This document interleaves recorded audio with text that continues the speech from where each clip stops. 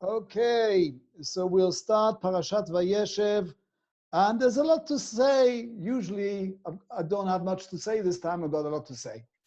So here I'm going to show you in small that everything is chiastic, of course, but here I'm going to show you. You can see that red goes with red, blue goes with blue, and green goes with green, and in the middle there's a blue, and we'll make it bigger, and we'll see what we're talking about. So everything is May I ask? May I ask? You said normally Parashat Vayeshev doesn't fall on Chanukah. What on Hanukkah. Usually it's before Hanukkah, and this time it's Shabbat Hanukkah. Usually Vayechi is the Shabbat Hanukkah. And is there any kind of special? Yes, it's a special year. There's all kinds of things. For instance, also I must say that also the Tzom Asara B'Tevet will come on a Friday, which is seldom. And Tzomot usually don't occur on Friday. Okay, so let's talk about here. Everything is happy with the red. Ele Toldot Yaakov. We'll talk about these words, which is the 10th time, by the way. Ele Toldot. We've spoken about it, but I'll speak about that on the next page. Ele Toldot Yaakov. And who's the Toldot Yaakov? Especially Yosef. And Israel Ahav et Yosef mikol banav. Especially he loved Yosef. Veiru oto echav ki oto ahav avihem. So Yosef is taking amazing path. And of course in blue, and he made them ketonet pasim, and I'll soon talk about the ketonet pasim. At the bottom, everything is the opposite. Vaitabel al bno. Excuse me, bno? He's got many sons, but you can see that he was the favorite one. And he's really, he's mitabel is, how do you say mitabel? Mourning. He's mourning on his son, as if he doesn't have any other son. Kiered el bni avel sheola. I will go down in Gehenom. There's all kinds of explanations. I'll go down because my son, I've gone down in everything. And of course, all the blue, he had a blue coat. This coat has been dipped, and everything with the coat is in blue here. Vayikhu et ketonet Yosef, vayitbelu et haktonet, and they put it in blood, and they brought it in blood, and everything is recognize your ketonet, and he recognized it, and then everything goes devastating. So the second half is exactly the opposite of the happiness, they're happy at the beginning. A quick note or questions. You mentioned yes, please. Vaitabel al beno, as if he's the, why not banav? The subject is Yosef, so it's only proper at dikduk that it will be Vaitabel al beno. It could be al beno Yosef, but because the subject is Yosef, it's clear Vaitabel al beno. You're perfectly right, but it sounds as if he doesn't have any other sons. And no, only one son supposedly dead. I mean, okay, but okay, you're right. I think English, Dikduk is fine. I think so. Okay, the Dikduk is fine, but even so, it means that he was grieving on that son as if he doesn't have any other sons. It's written Yamim Rabim, which means many years. And Rashi even says... We know he loves him, yeah. He loves him. You can see that it's more effort to try and... Okay, he's more the favorite. Okay, in the middle, you've got here in green, he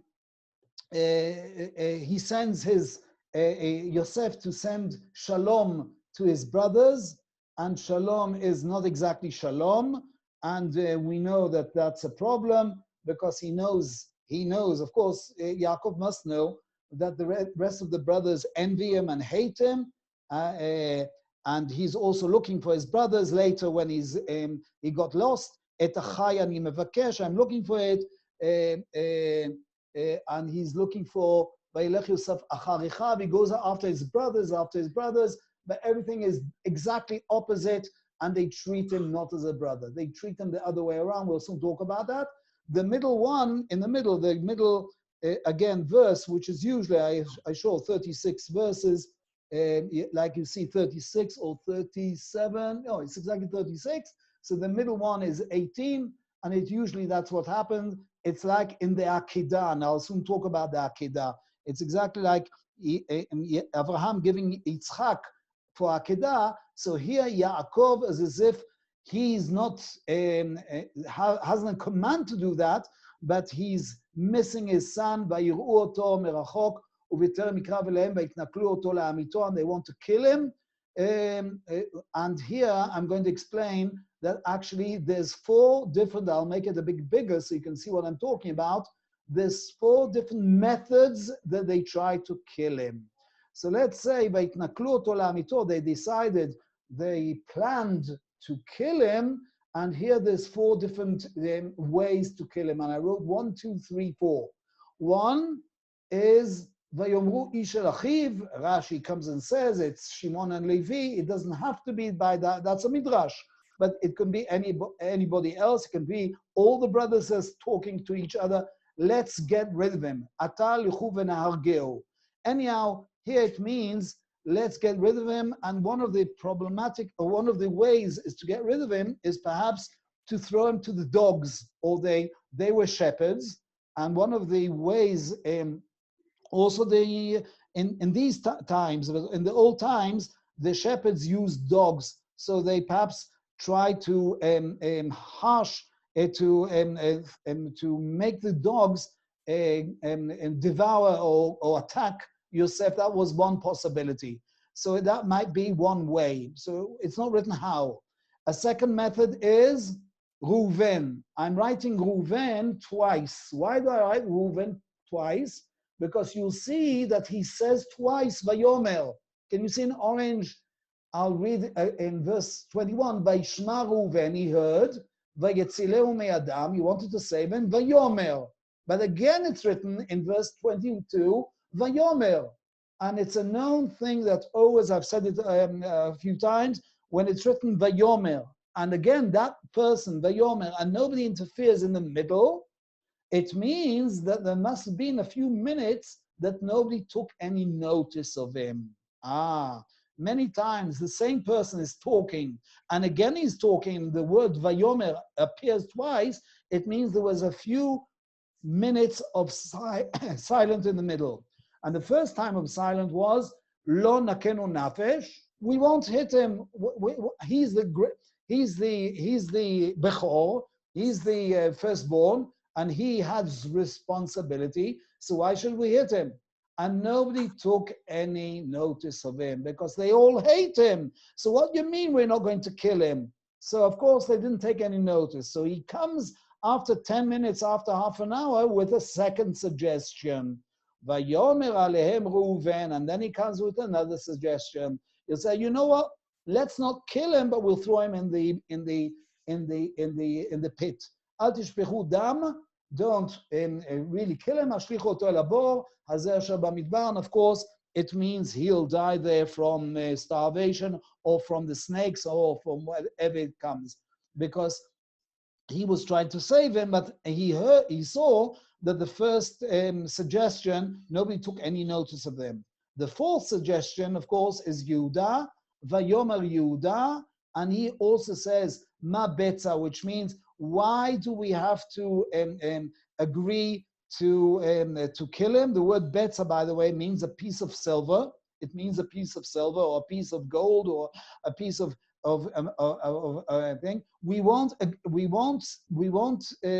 earn anything from killing him. Ma betza means we won't earn from it. We won't get any money from it. It won't help us, but let's get rid of him in another way. And of course, it means to sell him, and that's what happened, and they listened to him. So that's a suggestion number 4. But all these suggestions are after they decided to plan. What I wrote in verse number 18, it's the middle one. They all saw him from far away, and they all planned to do something bad to him. The only one that didn't think to do something bad, of course, is Reuven.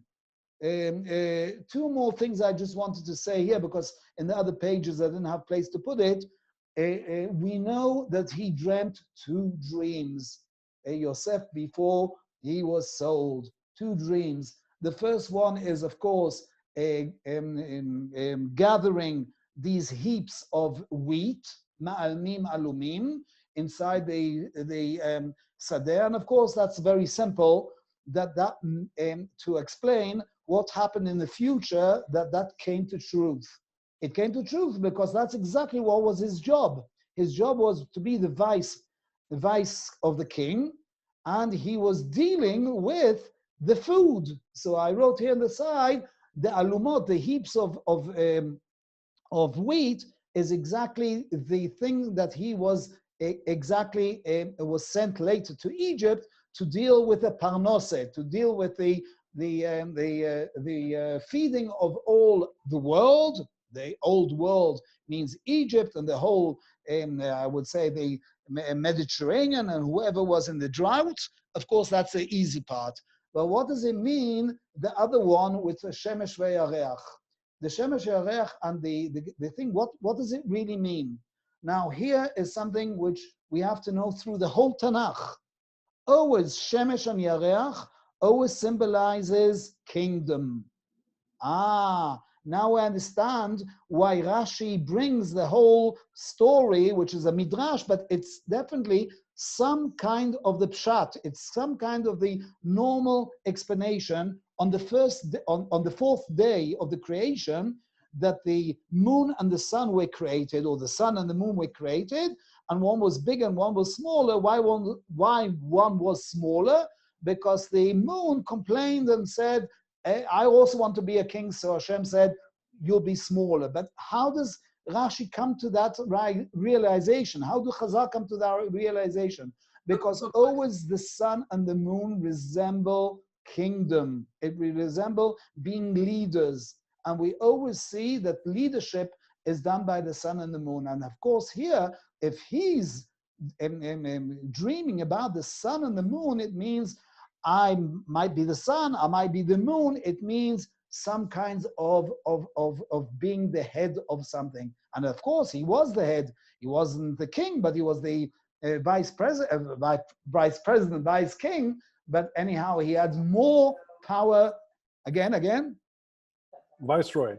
Yes, nearly. He had more power even of Pharaoh. So that's interesting that also came true. So of course, that's something that came true. One more thing before I go to the next page is what is the Ktonet HaPasim. Okay, we'll talk about that soon. One more thing I wanted to say is the Ktonet HaPasim is something special. We'll see the next page. Okay, let's go to the next page because I wrote it over there. So the next page, I'm going to explain words by words and where they come parallel. So here, the beginning of the chapter starts, Vayeshev Yaakov be'eretz megurei aviv. By the way, it's exactly parallel to the chapter before. And the chapter before, it belongs to the last portion, last parasha. The end of last parasha, what we read on Shabbat is, where did Esav go and live? He hated Yaakov, but he went to live at the other side of Jordan. He went to the east side of Jordan. And you'll see the same words are written by Yeshev Esav in the other side of Jordan. And that's in parallel to the last chapter. So here, Yaakov, Baruch Hashem, he went to the other side of Jordan. Baruch Hashem, that Yaakov now peacefully, or sort of peacefully, could live on this side of the Jordan. So that's important to see that this is parallel to the chapter before. Okay? 36:8. Vayeshev Yes, Esav, that's exactly. Esav hu Edom. Hu Edom, exactly. I wrote here 36:8 here. You've got it written here also in pink here. Definitely, you can see it written here. Elaine, you can see that 36:8. Okay, you're quicker than reading it. You've got it off by heart. Okay. Another word is Ele Toldot Yaakov. We've talked about it, that 10 times it's written the word Ele Toldot, Ele Toldot, Ele Toldot. And this is the last time in Sefer Bereshit. It's like 10 different chapters or 10 different books. And every time Hashem wanted to choose a different or a smaller minority, but every time that minority sinned and sinned and sinned. The last time is here, Ele Toldot Yaakov. In chapter 36, by the way, at the beginning it's written there, El Toldot, Esav, you'll see there, it's sometimes who not to choose. It means who to choose, and sometimes it's who not to choose, because Toldot Esav are the ones who were thrown out, or they were discriminated because he was a bad person. So there it's written Elul Toldot, which means he's thrown out. So perhaps we'll take the rest. So here, Toldot Yaakov, even though that we'll see that some of the sons were sinning against Yaakov, even so, from now on, all the 12 sons will be picked. All the 12 sons, including, by the way, the sons of the concubines. That's important to say, because here there's a dispute between Yosef and the rest of his important brothers. Should we also accept the rest of the brothers? The rest of the brothers, I'm talking about the sons of the concubines. Okay, we'll soon see that. Okay, El Toldot Yaakov. So this is the last time, the 10th time, which is written Toldot, Toldot, Toldot. We talked about it a few times. There's 2 more times which was written El Toldot in the whole Tanakh. You remember what we said? We talked about the Kohanim in Bamidbar, chapter 3. Bamidbar, chapter 3. And the last time, which is written at the end of the book of Ruth. And there we're talking about the kings. Inside Am Yisrael, there are 2 important families. One is the Kohanim, of course, that they serve God, and the others are the leaders, which are from Beit David, of course. Okay? Okay, so here I wrote another word, Shvaisra Shana, which is interesting. 17 is a special number. Yaakov saw Joseph for 17 years. Then 22 years, he disappeared. He was sold, went to Egypt. And at the end of his life, when Yaakov arrived to Egypt, he saw him and lived with him another 17. Interesting, 17 and 17. We can say 17 is Tov, okay, the Gematria of Tov. Okay, right. So he had a good 17 years, 22 years he disappeared. Chazal say one of the reasons is because he was punished himself, Yaakov, that he disappeared from his father and mother for 22 years. He stayed too long. Last week we talked about it in Haran, or 2 weeks ago. He stayed with his uncle too long. Should have stayed 7 years, 14 years, but definitely not 22 years. So he stayed away from his parents 22 years. So also his son, or his love son, disappeared from him 22 years, and then another 17 years. Ktonet Pasim, there's only one more place in the whole Tanakh. Pasim doesn't mean where? Habanot Shel David. Of course. Tamar, especially Tamar, Amnon and Tamar. One more place, and it's written there in Sefer Melachim, after in the second book of Shmuel. In the second book of Shmuel, you're right. Okay? So Pasim doesn't mean stripes. In Hebrew, modern Hebrew, we say the striped shirt, but it doesn't mean Pasim. It probably means long-sleeved shirts. Why long-sleeved shirts? So let's not talk about the winter, because I saw, Elaine, you're putting on a sweater, yeah. You're cold. Okay, we're not talking about the winter. We're talking about in the summer. Who goes with long sleeves in the summer? So let's say people who are distinguished and don't work. So they have long sleeves, and their sleeves arrive until the palm of their arms. Pas hayad is the palm of their hand, which means people who are distinguished and are, let's say, leaders, and they're not servants. Everybody who works lifts up his sleeves. He starts working. In Hebrew, it's a known saying, "Lavshil et hasharvulim." Turn over your sleeves and start working. It's a known expression. And somebody who doesn't work is a king. So that means he's giving him a long sleeve shirt or a long sleeve coat, which means you don't have to work because you are extinguished, you are king. Oh, you understand now that that only belongs to kings, or like you said, Tamar, which was a daughter of David, she had Ktonet Pasim. If you want to see exactly where the verse is, I wrote it somewhere down here. See, where else the word pas occurs? Again? I want to see where else the word pas, as Pas. pas yad. Pasiad, yes, but the word pasim, the Ketonet pasim, will only be written only where you said Amnon Right. Tamar. But pasiad is known as the end Yes. of the hand. Daniel, the Aramit, Sefer Daniel. Sefer Daniel, okay, very good. We're talking about that they were extinguished to Kutonet, yesh, Kutonet pasim, okay, fine. And then pas in Daniel Hey is Aramit chelik katse malka chaze pas yada. Pas Yada. The Nebuchadnezzar saw in the dream, he saw a pas, a hand. Okay, yes, it's possibly his dream. So that's interesting of itself, that you can see that it's always to do with kingdom or to do with somebody extinguished or somebody that doesn't have to work. And like I said, Tamar, the daughter of David, later she was raped by her brother. Okay, we won't talk about that. Okay, Shemesh ve'yareach, here I want to give something which is not known. He dreamt about Shemesh, Yareach, and 11 Kochavim. Can you give me a number together? How many are there here?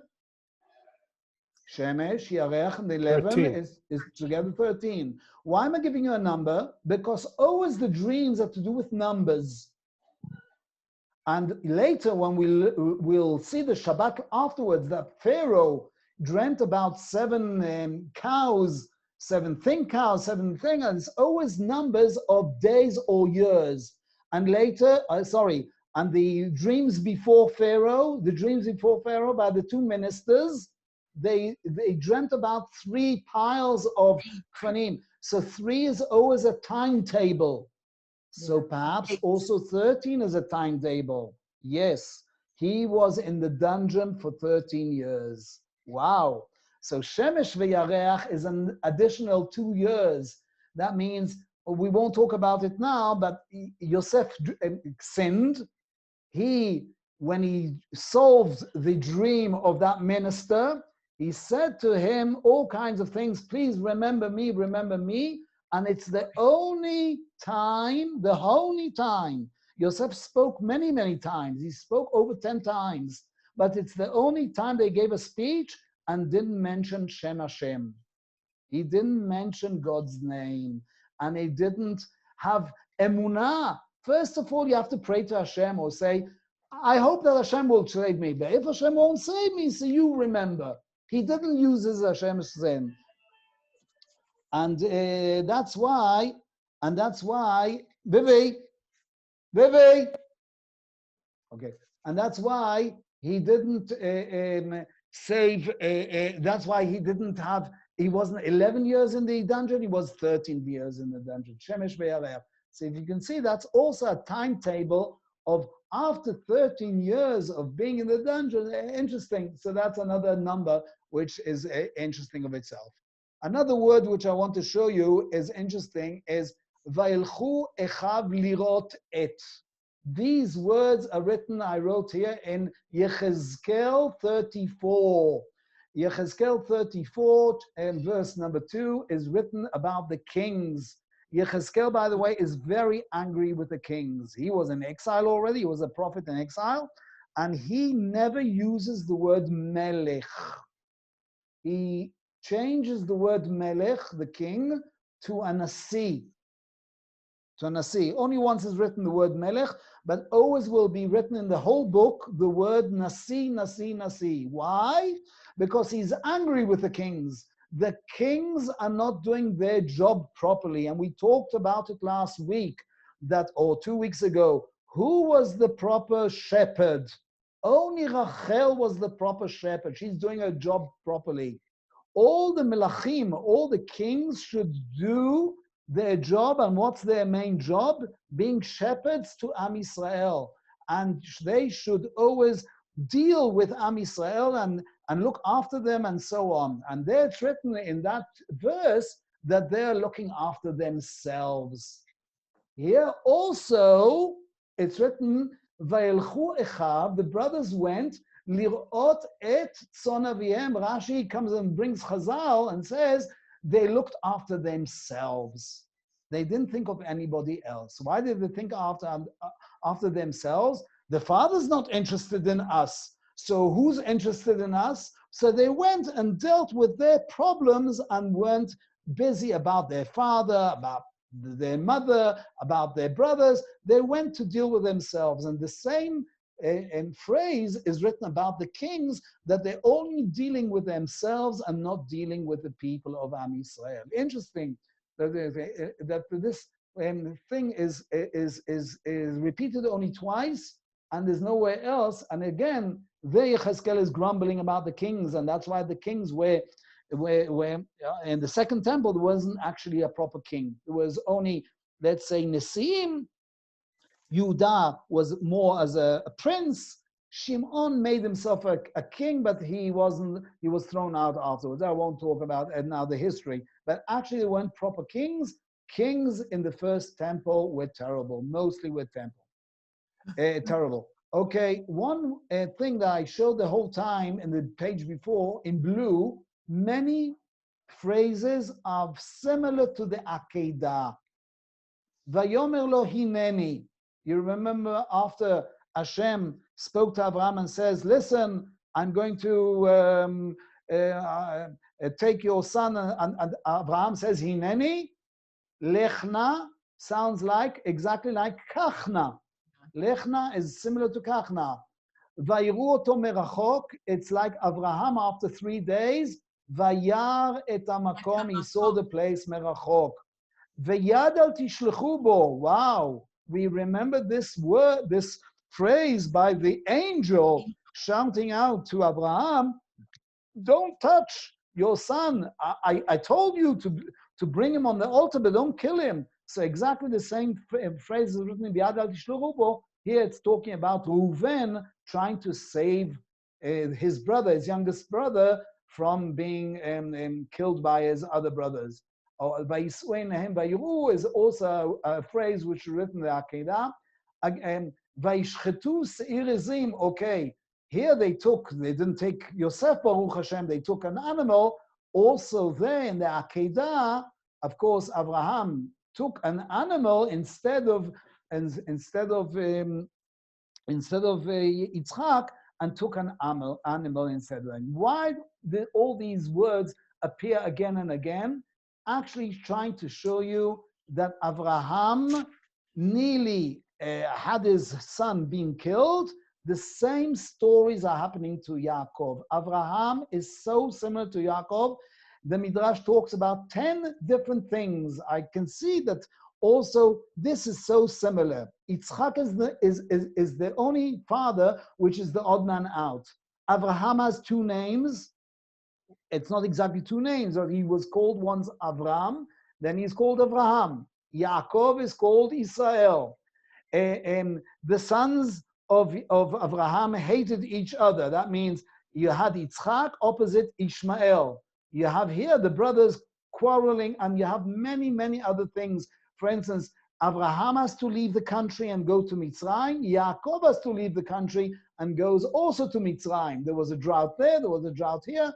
And on the whole purpose to show that after Yaakov bowed down, we talked about it last week, bowed down too many times, and he didn't understand that he should be a prince and not overdo it, he has to go through all what Abraham did a second time. So everything is like what Abraham has done. You have to repeat what Abraham does a second time. Of course, he's not doing it intentionally, but he's doing it unintentionally. Abraham did everything intentionally. He went to Egypt intentionally. He went everything. The Akedah was done intentionally. Hashem commanded him. Yaakov, everything is done intentionally or not surprisingly, but he has to go through the whole role of Abraham a second time because Yaakov didn't understand exactly his job. He should have been higher up. He gave up too much to Esav, so he has to go everything again and repeat it over again. It's a whole topic that I can talk about it an hour, but I'm just showing you that as if he goes through the Akedah exactly like Abraham. Interesting, that's another thing. There's so many things I've got to say here. about what's going on, I'll just say two more things on this page because there are many other things.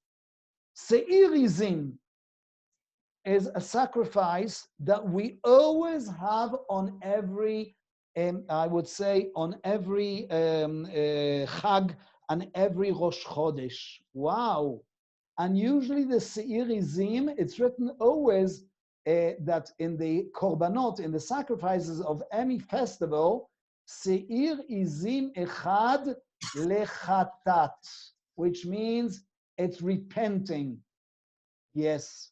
Even on Chagim, even on happy days, definitely not on happy days, but even on happy days, we always have to bring something to repent. You know why we're repenting?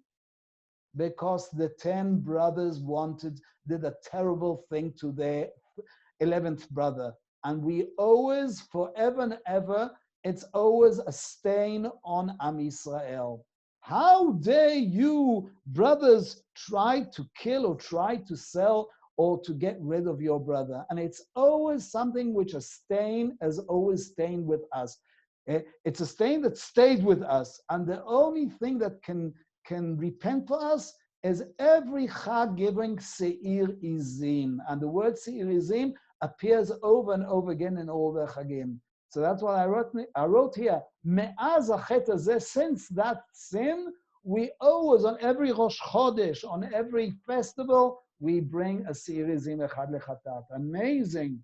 Wow, this sin is so fierce that it always stays with us forever and ever. So that's interesting. Of course, there's a lot of verses here that are parallel to the next chapter. This is chapter 37 with selling Yosef.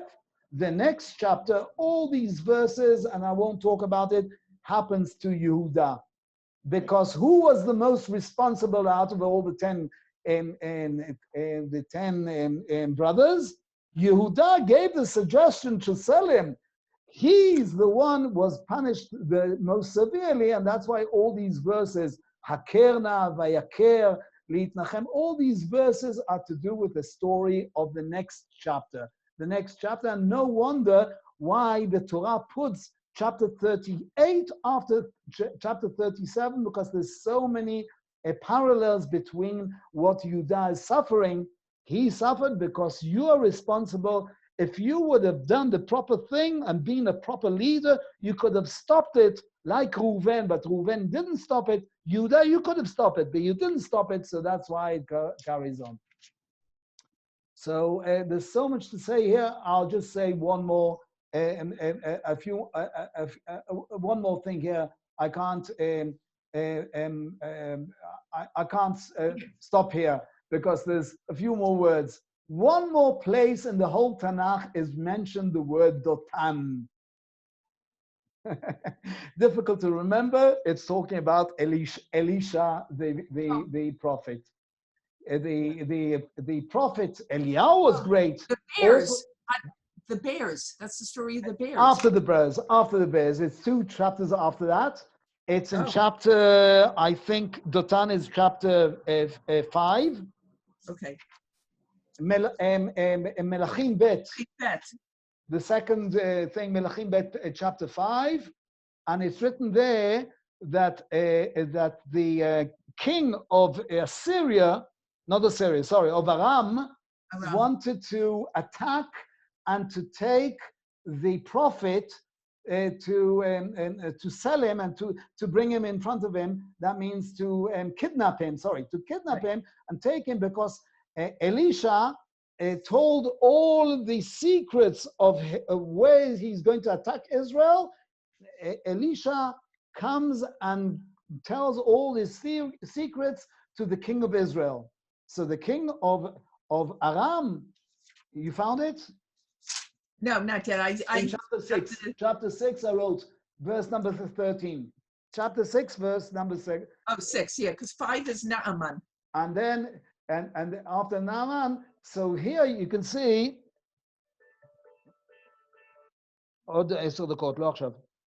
and there you can see that they wanted to kidnap him, and it's exactly in the same place. Here they kidnapped Oh, here, they kidnapped Yosef and sent him from Dothan. So there's definitely always that place, Dothan, which is near Shechem, is a place where people are kidnapped and are sold. Elisha had a better ending, and he managed to get out of it. Okay, but it's interesting. It's the only places where it's written the word Dothan. Okay, there's an enormous amount of things that I can show you, but I want to go to the last page. On the last page, here I have to show something amazing that I found after coloring and coloring. You all know that Yaakov is called also Israel. But if he's called Israel, why do you go back to the word Yaakov? And I can find that in the same chapter, for instance, this chapter, in the first line, he's called Yaakov twice. Vayeshev Yaakov, Ele Toldot Yaakov. And then the third line, he's called Israel. And then the 10th, on the 13th verse, he's called again Israel. But in the same chapter, at the end of the chapter, he's called again Yaakov. So I can give you a lot of drashot and a lot of rabbis that are trying to say Yaakov means in the exile, where he's like at the bottom of the leg, the bottom of the foot, which is the heel, and he's down at the bottom. But Israel is something more cheerful, and it's in Eretz Israel. But with all these explanations, how come here and many other chapters, there's a combination between Yaakov and Israel in the same Eretz Israel, and he's still called Yaakov, he's called Israel. And so many commentators have given all kinds of explanations and nothing worked until I colored and I found the explanation. I think I found the explanation. Yaakov Israel? Yaakov is always called Yaakov when he's not opposite his son, his loved son, Yosef. When he's called in general Yaakov, in front of all the rest of his sons, he's called Yaakov, Yaakov. But suddenly in verse number 3, V'Yisrael ahavet hu Yosef. Suddenly in front of Yosef, he becomes more highly, he's called Israel. And then in verse number 13 is written, Vayomer Israel el Yosef. When he's talking to Yosef, he's called Israel. But that's the last time he talks to him. The last time he talks to him, and then at the end of the chapter, he's already back to Yaakov, and he'll carry on to be back to Yaakov for many more chapters, because who's disappeared? Yosef has disappeared. So he's not called anymore Yaakov. I'll run down many more other pages, and I'll go to page number 60. I'll run down to page number 60. And there you'll see something fascinating, really something fascinating. Okay? Just give me another half a minute. No, I've overdone it. And here I'll see in page 60 something fascinating. Where is he called again Israel? Just 1 second. Which page is this? I saw Israel. Yeah. Okay. Yeah. Just past it. Yeah, but no. I'm looking for page 60. You'll soon see. That's Vayechi. He'll be called Israel, but you'll soon see 66. Just 1 second. Something amazing. 64, 62, and 61, and 60. Here, 60. I'll make it a bit smaller, and you'll see what I'm talking about. This is Parashat Vayigash. And here he's always called in blue, Yaakov, Yaakov, Yaakov. Before he goes down to Egypt, he's counting the 70 children of his, grandchildren, so on. And here's the whole list of the 70. And when we get to that parasha, we'll see what about the women. Is it exactly 70 or is it not 70? We'll talk about it. But suddenly I want to get to verse numbers ending. Can you see in blue, Yaakov, Yaakov, Yaakov, Yaakov? Can you see that? Yeah. Now here I want to get to verse 28. I'll make it a bit bigger and you'll see what's going on. Verse 28 is written, Ve'et Yehuda, he sends somebody in front of him to lead in Egypt. He sends Yehuda because Yehuda was the important figure. Ve'et Yehuda shalach lefanav el Yosef leorot lefanav Goshna, and he'll greet Yosef after all the story that Yosef it was the vice president, vice king, and he made them go back and forwards and so on. And suddenly he says, "Yes, I'm Yosef." Vayesor Yosef, and then Yaakov arrives to Egypt. But look what he's called suddenly. He's called the whole time Yaakov, Yaakov, Yaakov. In verse number 29, it's written, Vayesor Yosef merkavto. Who's going to greet Yaakov? Joseph. How is he called suddenly? Vayalikrat Israel. He's the whole time called Yaakov, Yaakov. Suddenly he's called, how is he called? Israel. Because who's coming up opposite him? Yosef. Vayomer Israel el Yosef. Amuta apam. Now I'm ready to die. I've seen my lost son. Now I'm satisfied. I'm ready to die. He didn't die. He still will live another 17 years. But why is he called Israel? Who does he confront? Yosef. Now have a look what happens in the next verses. Yosef is sending him in front of Pharaoh. It's written here in verse number 7. It's already the next chapter. Vayave Yosef et Yaakov aviv. He sends him on a taxi.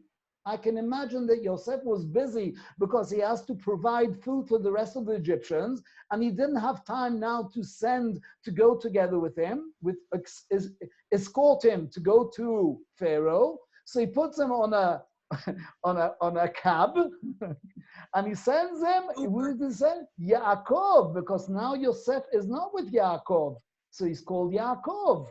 Vayamideu lifnei Paro. And now there's a whole discussion between Yaakov and Paro. So he's not called anymore Israel. At the bottom of the page, it's written, Vayeshev Israel be'eret Mitzrayim. This Israel is the family of Israel, and it's not the person Israel. How do I know it's not the family? Look at the continuation. It's verse number 27. In that chapter, if you want to know which chapter I'm talking about chapter 47. Okay, chapter 47, verse 27. Vayeshev Israel be'eret Mitzrayim be'eretz Goshen. How do I know it's talking about the family? Because have a look in plural, what's written here. Vayechezu, vayifru, vayirbu. Who are we talking about? The family of Israel, the people of Israel, which means the great family of Israel are called Israel. So here, the word Israel doesn't mean the person, but it means the whole family is called Israel, and they became larger, they expanded, they became many more children. Okay, but have a look at the next verse, 28. Vayichi Yaakov be'eret Mitzrayim 17 shana. I told you that he's going to live another 17 years. And he's called Yaakov. And suddenly he's called again Israel. Why is he called Israel? Who's going to confront him? Who's coming to be blessed? Joseph. It must be Yosef. Vayakrovu yemei Israel amut. He's before dying. Vaikra livno Yosef. Wow. Amazing.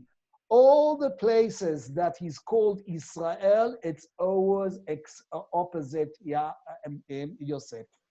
Interesting. One place I found which is not like that. One place I didn't find like that. And I'll tell you where it is. It's written when Reuven sinned. Vaishkav Reuven et Pilegesh Aviv. And how do we explain the sin of Reuven? Did he really take the concubine of his father, or he just changed the beds? It doesn't matter how you explain it. There's a gap in the middle of that verse. And then it's written Vaishma Israel. Why is it written Israel? Now here I'm going to say something which Chazal didn't say anything about it, but it might be inside Chazal. How did he find out? Who told him about it? Probably Yosef was a telltale. Vayishma Israel, where did he find out? He found out from Yosef, because Yosef was the one who always told him and was the closest one to him. By the way, that's another reason why they hated Yosef, because he was a telltale. And one of the things that Chazal says, that he was always giving the protocol of what the brothers were doing. Who did he hear it from? Vayishma Israel, he heard it from Yosef. So I can carry on and give you a whole thing, but that's interesting that perhaps why Yaakov is called Yaakov, he still is called Yaakov, but opposite Joseph, and when he's talking to Yosef, he'll be always called Israel. We'll see a continuation on that in the rest of the parashot, but that's an interesting thing that I found out a few years ago, and I was really excited when I found that explanation. So that's the best thing that I found for this parasha, that Yaakov is always called Yaakov, even if his name has been changed to Israel. Opposite Yosef is called Israel. Opposite the rest of the people is called Yaakov. The question is why? Why? Okay, I'm going to say he's not only loved by Yosef, but Yosef is something special. I'll just give you one more sentence just to give you. I'll talk about it in the rest of the weeks.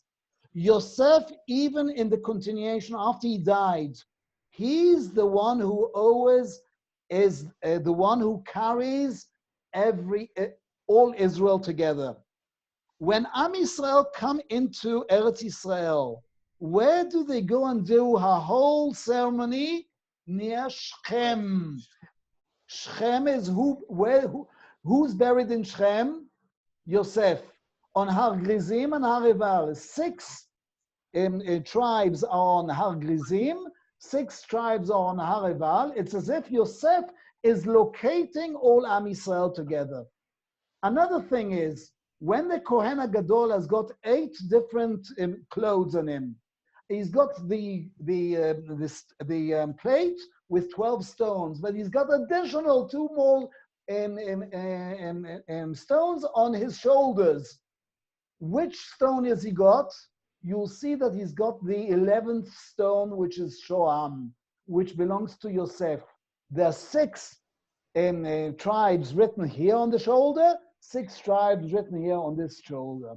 Who's holding, as if the 6 and the 6, who's holding Am Yisrael?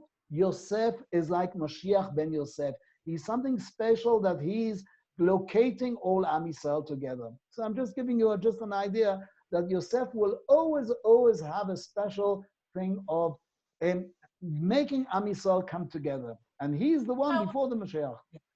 So the tribes of Ephraim and Manasseh in the north, that will be the kingdom of Israel compared to the kingdom of Judah. You're perfectly right. Okay, we can carry on talking about that a long thing. Okay. Yeah. Okay, I hope I've... Yeah, interesting. Interesting. So we'll carry on.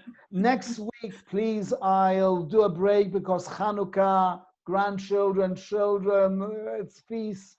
So next Sunday, I think we'll make a break because we've got all Hanukkah. So we'll make a break for 1 week and then we'll carry on. Okay. So Hanukkah Sameach and Kol Tuv, להתראות. להתראות, ביי ביי. להתראות.